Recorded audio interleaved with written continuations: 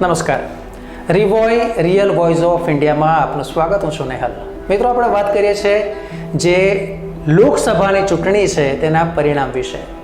જે પ્રમાણે ચૂંટણી પંચે નક્કી કર્યું હતું તે પ્રમાણે 4 તારીખે એટલે કે 4 જૂનના રોજ સમગ્ર દેશના જે લોકસભાના પરિણામ છે તે જાહેર થવા જઈ રહ્યા છે. ત્યારે અમે આપને જણાવીએ કે મતગણતરી સમગ્ર પ્રક્રિયા છે તે શું છે અને કઈ રીતે તે તબક્કાવાર થતી હોય છે. ગુજરાતની વાત કરીએ તો 7મી મેના રોજ લોકસભાની ચૂંટણી યોજાઈ હતી. કુલ સીટો ગુજરાતની 26 છે, પરંતુ ગુજરાતમાં માત્ર 25 સ્થળ પર એટલે કે 25 લોકસભા સીટ છે ત્યાં જ મતદાન થયું હતું. કારણ કે સુરતની સીટની વાત કરવામાં આવે તો તે બિનહરીફ ભારતીય જનતા પાર્ટી તે સીટ જીત્યું હતું.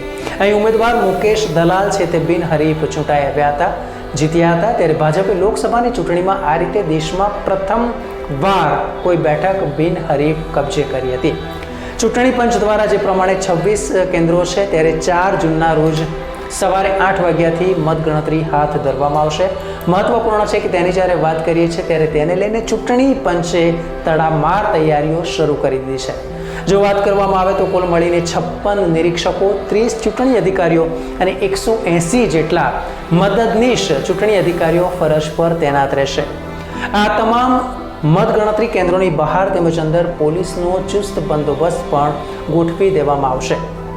આણંદની વાત કરવામાં આવે તો આ લોકસભા મત વિસ્તાર જ્યાં 2 મતગણતરી કેન્દ્રો છે અને બાકીના તમામ જે લોકસભાની સીટ છે ત્યાં તમામ જગ્યાએ એક મતદાન ગણતરી કેન્દ્રો છે અને ત્યાં ગણતરી શરૂ કરવામાં આવશે. કુલ મળીને 614 જેટલા વધારાના મદદનીશ ચૂંટણી અધિકારીઓને પોસ્ટલ બેલેટ તેમજ electronically transmitted postal ballot system માટે જવાબદારી સોંપવામાં આવી છે. ગુજરાતમાં લોકસભાની કુલ મળીને 25 જેટલી અને તેવી જ રીતે વિધાનસભાની 5 બેઠકોની પેટા ચૂંટણી યોજવામાં આવી હતી અને તે તમામની ગણતરી આવતીકાલે સવારે 8 વાગ્યાથી શરૂ થશે. તમામ જગ્યાએ જે સ્ટ્રોંગ રૂમ છે ત્યાં અત્યારે પોલીસનો ચાંપતો બંદોબસ્ત છે. આ ઉપરાંત સ્ટ્રોંગ રૂમને પણ જે સીલ કર્યા છે ત્યારબાદ સ્ટ્રોંગ રૂમ કેન્દ્રોની બહાર SRP તેમજ પોલીસનો ઝડપે સલાક બંદોબસ્ત ગોઠવી દેવામાં આવ્યો છે. ત્યારે હવે જોવાનું એ રહેશે કે ગુજરાતમાં અને દેશભરમાં કોનું પત્તું ખોલે છે, કોની થાય છે જીત, કોની થાય છે હાર.